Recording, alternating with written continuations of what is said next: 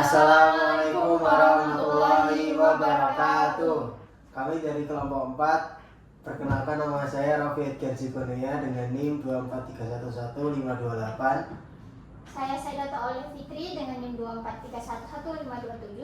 Saya Meliadi Permatasari dengan NIM 243111526. Jadi di sini kita akan membahas terkait e-sport, yaitu proyek kita. Nanti lebih lanjutnya akan dibahas oleh mereka. Jadi kita akan membahas mengenai proyek kita yaitu e-sport.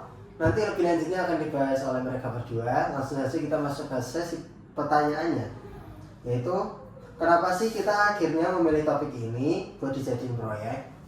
Jadi kita pilih topik ini karena parkir itu bagian dari kehidupan kita sehari-hari, tapi belum banyak inovasi digital yang menyentuh sektor ini secara maksimal, terutama kita membahas yang di Indonesia. Contoh, di kota besar parkir sering menjadi masalah karena cari lahan parkir yang susah, antriannya lama, dan sistem pembayarannya yang masih manual. Jadi kita ingin membuat solusi parkir yang dengan cara yang praktis, berbasis aplikasi tetapi realistis untuk bisa diterapkan di kehidupan kita sehari-hari. Oh, jadi begitu ya. Nah, pasti kita memilih proyek ini sudah diceritakan tadi oleh dia.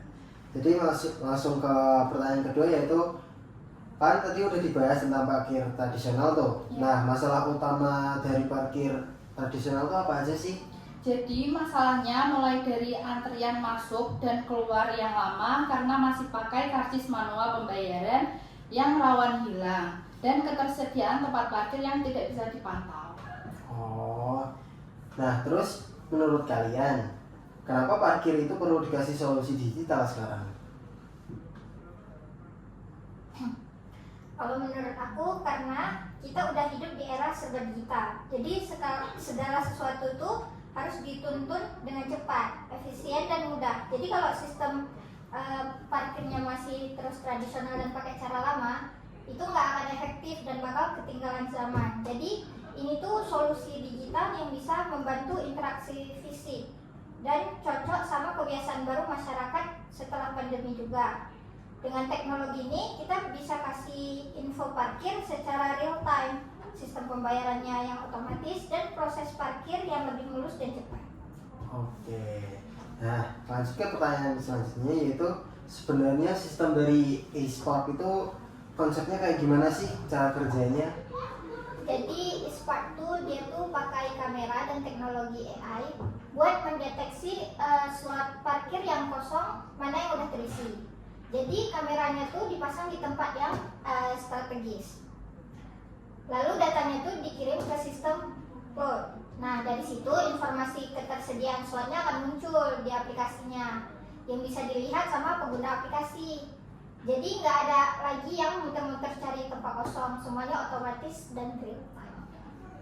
Nah, terus kan tadi udah dijelasin ya kalau misalnya kita tuh pakainya kamera, bukan sensor kayak di tanah. Nah, kenapa sih kita milihnya lebih ke kamera aja daripada ke sensor di tanah itu, atau sensor yang lain lah, sistem yang lain? Itu kenapa?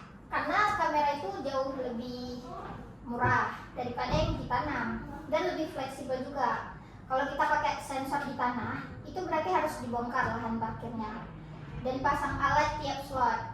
Tentu biayanya tuh makin mahal dan itu membutuhkan waktu yang lama. Jadi kamera itu cukup dipasang di beberapa titik strategis saja dan dengan bantuan AI.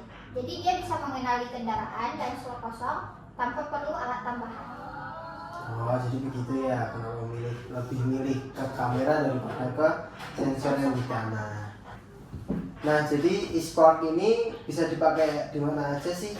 Lokasinya di mana yang cocok? Jadi menurut kami isi parking ini cocok dipakai di tempat-tempat yang ramai. Contohnya di pengelolaan parkirnya mall, rumah sakit, atau ruko-ruko juga bisa. Oh, jadi itu skalanya bisa besar atau bisa kecil ya? Di dua-duanya juga bisa, tapi yang penting ada koneksi internet dan juga listrik. Nah, setelah kita berbicara lebih banyak, saya ini kepo mengenai biaya awal buat jalanin e-sportnya itu berapa sih, versi kecilnya aja? Jadi versi kecilnya itu kurang lebih 70 sampai 100 juta. Kira-kira yang sudah kami rancang mulai dari kamera, mulai dari pembelian lain-lainnya. Ya, jadi misalnya di satu lokasi mall atau apa, biayanya tuh relatif terjangkau karena kita nggak perlu alat mahal kayak sensor di tiap slot, cukup kamera, server cloud, sama pengembangan aplikasinya. Jadi total biaya awal itu nggak terlalu mahal dan banyak karena ini baru buat skala uji coba sebelum implementasi besar-besarannya. Nah, karena tadi udah bahas tentang biayanya, kalau misalnya udah diimplementasi ini, siapa aja yang bakal jadi kerjasama oleh ISPA? Yang pertama ada engineering tentunya. Yang kedua ada pengelola area parkir atau pemilik lokasi parkir yang akan kita pakai nantinya. Dan yang ketiga mitra penyedia pembayaran digital atau e-wallet, karena kita pembayarannya udah nggak pakai uang tunai, bisa kita pakainya pakai kris, OVO atau yang lainnya. Oh, jadi begitu ya. Terus kalau misalnya udah diimplementasiin kan, tantangan teknis yang bakal muncul di awal itu apa sih? Pasti ada, misalnya kayak koneksi internet di lokasi parkir karena sistemnya kan berbasis cloud. Jadi kita tuh perlu koneksi yang stabil, terus akurasi kamera juga harus benar-benar diuji. Jangan sampai sistem salah deteksi antara mobil sama motor, nggak bisa deteksi karena pencahayaan kurang. Selain itu, integrasi aplikasinya dan dashboard juga harus lancar karena dari sisi penggunanya mungkin masih ada yang gaptek atau belum terbiasa sama sistem digital. Jadi makanya di tahap awal ini perlu uji coba terbatas buat ngecek semua fungsi itu jalan lancar atau enggak. Oh, jadi begitu ya. Nah, setelah kita berbicara panjang lebar tadi, masuk ke pertanyaan terakhir, yaitu kira-kira. Oke nih, setelah kita berbicara panjang lebar nih ya, masuk ke pertanyaan terakhir. Kira-kira nih, kalau misalnya beneran dikembangin, bisa ngasih dampak apa aja sih ke masyarakat lain? Menurut kita dampaknya itu besar banget. Nah, jadi nih setelah kita berbicara panjang lebar, masuk ke pertanyaan terakhir. Nah, kira-kira kalau misalnya e-sport ini beneran dikembangin, bisa ngasih dampak apa aja sih ke masyarakat luas? Menurut kita sistem e-sparking ini beneran dipakai secara luas, dampaknya tuh bisa terasa banget buat banyak orang. Yang pertama, buat pengguna atau orang yang mau parkir jelas lebih gampang karena mereka nggak perlu muter-muter cari tempat parkir yang kosong, nggak perlu antri lama, bayarnya juga lebih cepat karena langsung bisa lewat aplikasi. Dan buat pengelola parkir, sistem ini bisa bikin kerja mereka lebih cepat. Mereka bisa memantau data parkir real time, pemasukannya juga bisa dipantau, jadi terasa lebih jelas dan susah buat dimanipulasi.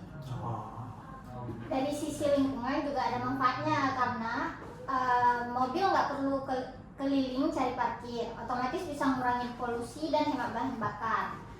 Dan yang nggak kalah pentingnya, sistem kayak gini itu bisa nambah lapangan kerja baru juga. Misalnya butuh sedikit orang untuk ngembangin aplikasinya, jadi operator atau bantu edukasi pengguna bagi pengguna yang gaptek. Terus bisa juga buka peluang buat anak muda atau startup lokal yang mau ikut terlibat atau misalnya kerjasama. Oh, jadi sudah jelas ya tentang e-sport dari proyek kita kali ini. Jadi mungkin sudah cukup, kita tutup saja.